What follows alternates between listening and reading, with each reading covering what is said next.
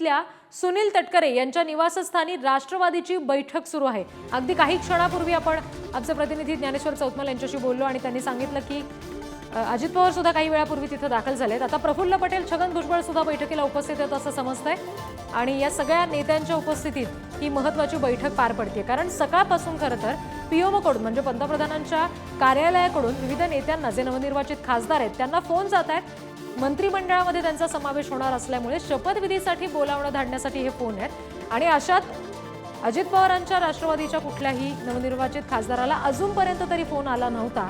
त्यामुळे त्या दृष्टीने ही बैठक आहे का, त्या पार्श्वभूमीवर ही बैठक तिथे होतीये का असं देखील म्हणता येईल। प्रतिनिधी ज्ञानेश्वर चौतमल यांच्याकडून अपडेट्स घेऊया। ज्ञानेश्वर, ही जी बैठक सुरू आहे ही पीएमओकडून अजूनही फोन आला नाही या संदर्भात सुरू आहे असं म्हणता येईल का?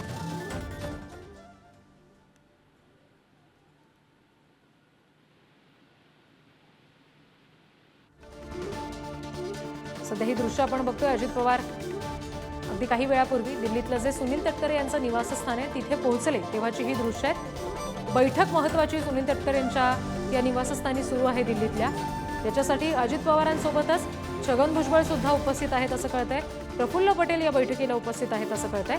खरं तर प्रफुल्ल पटेल यांचं नाव फार आघाडीवर आहे। अजित पवारांच्या राष्ट्रवादीला जे मंत्रिपद देणार आहेत, मंत्रिमंडळ जे आहे मोदींचं त्याच्यामध्ये ज्याचा समावेश असेल त्याच्यासाठी प्रफुल्ल पटेलांचं नाव फार चर्चेत आहे, आघाडीवर आहे।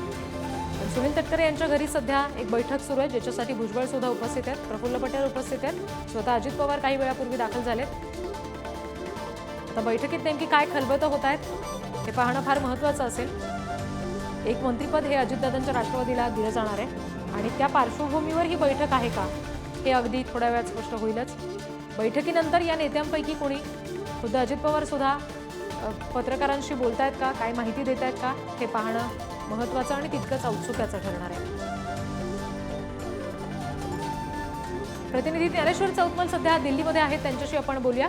ज्ञानेश्वर, काय नेमकं घडतंय बैठकीमध्ये समजू शकलंय का?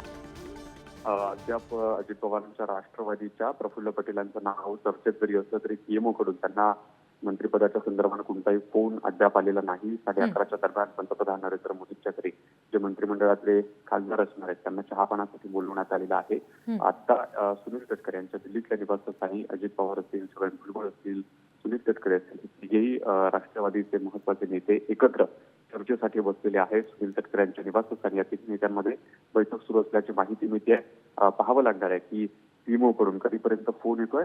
अजित पवारांच्या राष्ट्रवादीतल्या प्रफुल्ल पटेल यांचं नाव जे मंत्रिपदासाठी चर्चेत आहे त्यांना आज बोलवलं जात आहे का शपथविधीसाठी, शपथविधीच्या सोहळ्याच्या निमित्तानं त्यांना पीएमओ कडून फोन येतोय का? निश्चित, आणि या सगळ्या घडामोडींवर तुम्ही लक्ष ठेवून राहा। पुढचे अपडेट्स दिवसभरात तुमच्याकडून घेऊ।